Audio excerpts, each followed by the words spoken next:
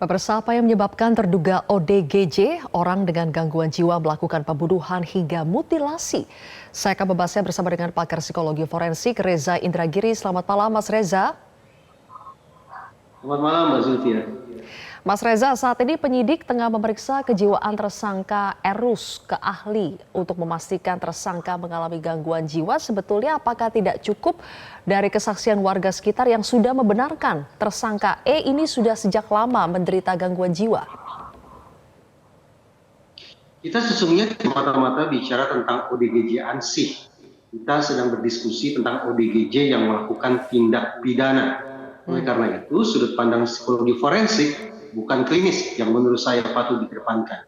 Nah, konsekuensinya adalah karena kita meninjau masalah ini dari sudut pandang psikologi forensik, maka kemungkinan bahwa tersangka ini benar-benar mengidap gangguan jiwa atau tersangka sebatas berpura-pura mengidap gangguan jiwa merupakan dua isu yang sama relevan, sama pentingnya. Nah, untuk memastikan apakah yang bersangkutan sungguh-sungguh mengidap gangguan jiwa tipe tertentu, ataukah sebatas berpura-pura mengidap gangguan jiwa atau mempraktekkan malingering, maka sudah tidak cukup hanya keterangan dari masyarakat awam, dari tetangga atau keluarga, tetapi membutuhkan keterlibatan profesional, baik itu psikologi maupun psikiatri untuk memastikan apa gerangan yang menjadi gambaran atau istilah tentang perilaku tersangka tersebut. Oke, betul. Berarti betul-betul harus dicek oleh ahlinya ya. Nah, kami tampilkan juga video di sini, Mas Reza. Setelah tertangkap pun tersangka ini masih terlihat senyum-senyum tanpa rasa bersalah. Apakah perilaku senyum-senyum ini adalah ciri ODGJ yang kasat mata atau masih ada kemungkinan tersangka pura-pura berperilaku sebagai ODGJ? Sebutan ODGJ sesungguhnya tidak sederhana yang dibayangkan oleh masyarakat. Katakanlah tidak waras, atau gila, atau gangguan jiwa. Ternyata kalau kita rincikan ada sangat banyak sekali istilah atau tipe-tipe spesifik dari gangguan jiwa tersebut. Nah, tentu saja kita harus memastikan kalau yang bersangkutan ini disebut mengidap gangguan jiwa, maka gangguan jiwa apa gerangan yang secara spesifik diidap oleh tersangka.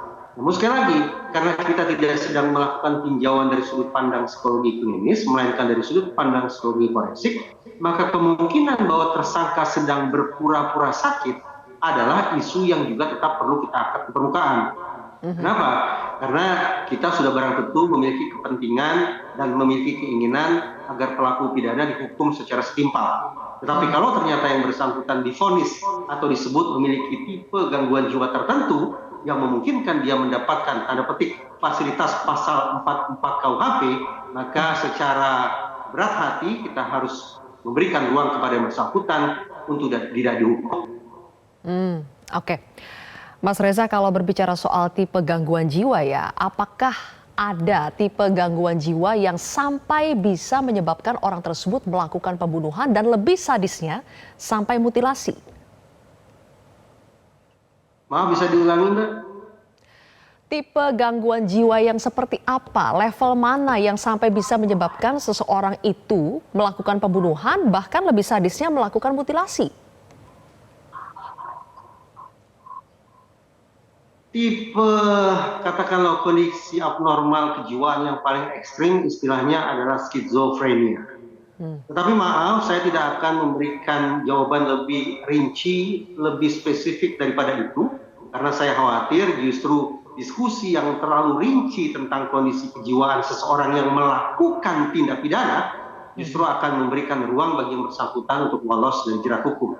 Kalau kita sebatas berbicara tentang orang yang punya gangguan jiwa, maka memang tidak ada salahnya kalau kita sebutlah, kita angkatlah kemungkinan diagnosis A, diagnosis B, diagnosis C, dan seterusnya. Tapi sekali lagi, karena kita punya keinginan dan punya kepentingan yang bersangkutan dimintai pertanggungjawabannya secara pidana, dengan kata lain kita tidak ingin yang bersangkutan lolos dari hukum, maka saya semaksimal mungkin menahan diri untuk tidak menyebut istilah apapun, mengangkat kemungkinan diagnosis apapun terhadap diri tersangka, agar dia tidak kemudian lolos dengan pasal 44 KUHP. Oke, terlepas dari tersangka ini, Mas Reza, mungkin orang awam itu bertanya ya, apa mungkin orang ODGJ itu sampai melakukan pembunuhan, bahkan mutilasi? Ada tidak kemungkinan itu kalau betul-betul ODGJ, terlepas dari tersangka E ini? Sangat mungkin, sangat mungkin. Orang-orang yang memiliki gangguan jiwa tertentu bisa saja mengalami halusinasi, bisa saja mengalami kondisi-kondisi yang ekstrim, perilakunya menjadi luar biasa sadis, sehingga dia melakukan tindakan keji sedemikian rupa. Tapi karena yang bersangkutan katakanlah memiliki gangguan jiwa, maka sebab musabab dan perilaku yang dia tampilkan tidak selalu linear. Jangankan kita, yang bersangkutan pun belum tentu bisa menjelaskan duduk perkara tentang perbuatannya. Jangan-jangan dia tidak sedang tidak merasa sedang berhadapan dengan manusia, tapi dia berhalusinasi berhadapan dengan makhluk lain. Nah, kemungkinan-kemungkinan semacam ini yang sekali lagi perlu dilakukan pemeriksaannya oleh para kolega, baik itu di psikologi maupun psikiatri. Satu poin tambahan, bahwa dalam kasus semacam ini, sesungguhnya menurut saya ada dua pihak yang perlu dimintai pertanggungjawabannya secara pidana. Satu, pelaku. Sekiranya yang bersangkutan dianggap cukup sehat, cukup waras untuk bertanggung jawab secara pidana. Yang kedua adalah pihak yang bertanggung jawab untuk menjaga si pelaku. Kalau pihak yang bertanggung jawab atas diri si pelaku itu ternyata melakukan kelalaian, dengan kata lain tidak menjaga si pelaku yang notabene punya gangguan jiwa, sampai kemudian si ODGJ tersebut melakukan perbuatan berbahaya, maka pihak yang bertanggung jawab untuk menjaga si ODGJ juga bisa dipidana. Karena itu menurut saya, di samping memproses hukum tersangka, akan sangat baik apabila pihak kepolisian juga mencari tahu siapa gerangan, entah itu individu, apakah keluarga, masyarakat, yayasan, atau siapapun itu yang semestinya bertanggung jawab untuk menjaga si ODGJ ini. Kalau yang bersangkutan sekali lagi melakukan kelalaian, sampai-sampai si ODGJ mencabut nyawa orang, maka pihak yang bertanggung jawab untuk menjaga si ODGJ juga patut untuk diproses secara pidana. Oke, baik. Terakhir, Mas Reza, belum lama ini ada kasus mutilasi juga di Ciamis, Jawa Barat, tersangka Tarsum ya, yang memutilasi istrinya.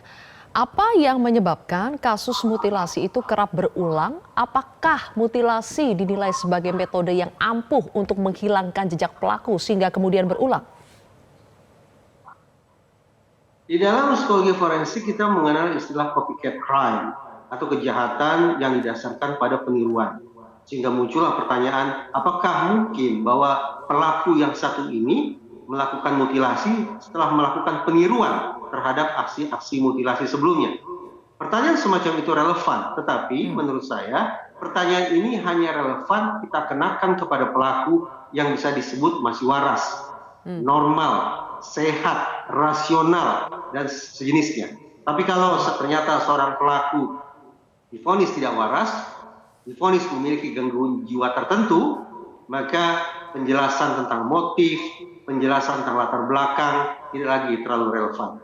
Justru barangkali kita harus beringsut dari penjelasan tentang faktor individu atau faktor disposisi, kita pindah ke penjelasan tentang faktor situasi. Kenapa kemudian sampai-sampai masyarakat, sampai-sampai otoritas penegakan hukum seolah-olah lengah sampai kemudian terjadi peristiwa kejahatan mutilasi yang berulang semacam ini.